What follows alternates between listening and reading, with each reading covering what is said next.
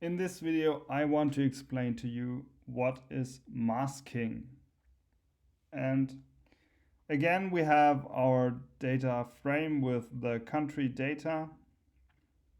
And here are no dots. So that means now these values are really numbers. They are numeric. If you put a dot here, it will be interpreted as object or string, more precisely. But we need it to be numeric so that we can really find the max number for, population and not the in terms of strings. Okay, so we read our CSV file into a data frame and then we create a mask. A mask is a string, an array of Boolean values. And to create this array of Boolean values, we select the population column, then we select the largest value, numeric value, from the column and compare it to all the values in this column. Yeah, so it's one by one. We compare this value, I mean. Are you the largest value? No.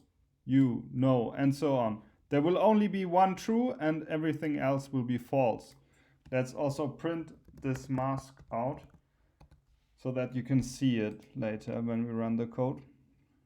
And then again, we pass this mask in the index and it will only return the rows where the Boolean value was true. So if the Boolean value at position 2 is true and all others are false, then only the second row will be returned, or the third one because it's zeros based.